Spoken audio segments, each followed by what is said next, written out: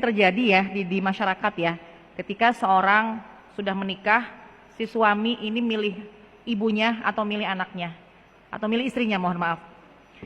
Sebuah kaidah dalam Islam, seorang anak perempuan ini milik ayahnya sampai dia menikah. Ketika dia sudah menikah, maka seorang perempuan ini milik suaminya, menjadi tanggungan suaminya. Kehidupannya harus ditanggung oleh suaminya, nafkah diberikan oleh suaminya. Seorang laki-laki, dia milik ibunya. Maksud milik ibunya adalah meskipun si suami atau seorang laki-laki sudah menikah dan dia sebagai seorang suami, maka dia tetap mendahulukan ibunya. Yang disebut mendahulukan adalah tidak zolim kepada istrinya. Mendahulukan ibu bukan berarti zolim kepada istrinya. Ketika seorang suami sukses, maka harta pertama yang harus dia berikan adalah kewajiban utamanya kepada istri. Tunaikan dulu kewajibannya, yaitu memberikan nafkah kepada istrinya, kepada keluarganya. Itu tanggungan suami. Istri dan anak tanggungan suaminya. Adapun ibu menjadi kewajiban dirinya, tapi bukan tunggal. Bukan hanya kewajiban dia seorang. Apalagi kalau si ibu punya anak laki-laki yang lain. Apalagi seorang ibu punya anak yang lain. Jadi ketika ada harta yang didapat oleh seorang suami, maka yang harus didahulukan adalah berikan istri, kemudian berikan anak-anaknya.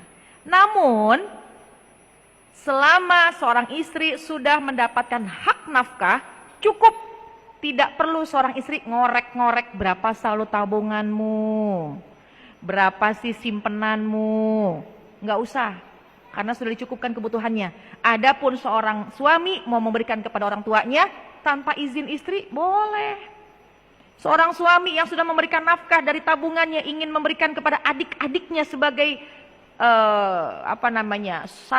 pemberian hadiah, atau memang yang ditanggung karena memang belum bekerja, ibunya punya keterbatasan, si suami punya kelebihan, itu silahkan.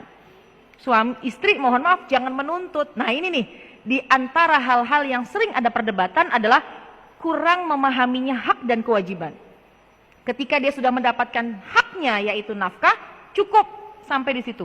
Artinya nafkah ya sesuai kemampuannya, sesuai kemampuan suami. Lain soal ya, ini suaminya punya duit berlebih, istri diberikan nafkah sedikit sehingga tidak mencukupi, tapi dia berlebih kepada orang lain, maka zolim kepada istri. Kalau bisa dijalankan semuanya beriringan, maka itu lebih baik lagi. Dan tentunya seorang istri paham, kita memahami, jangan pernah membuat bingung suami.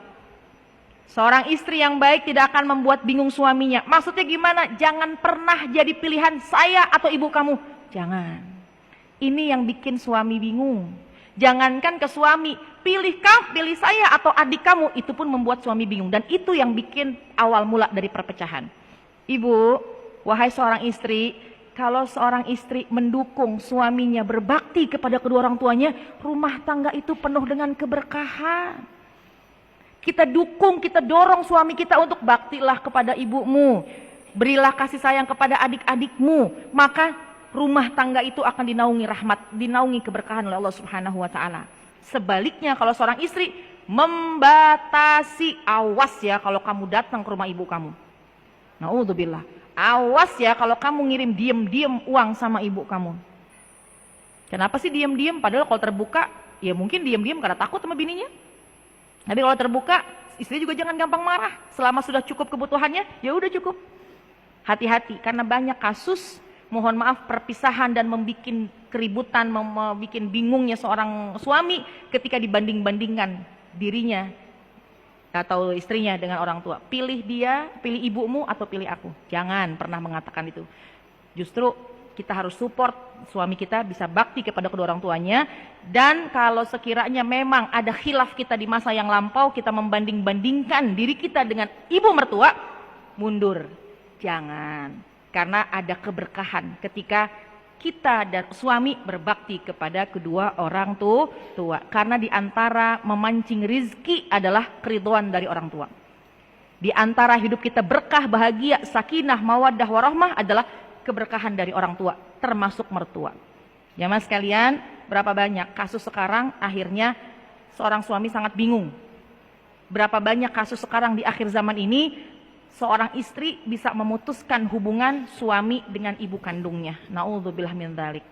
Kita keluar dari tempat ini mudah-mudahan menjadi istri yang tambah solehah lagi, mendorong suami kita, memotivasi suami kita untuk lebih berbakti kepada kedua orang tuanya, menyayangi keluarganya, maka insya Allah yakin deh hidup kita bakal diberikan kebahagiaan dan keberkahan. Amin ya rabbal alamin.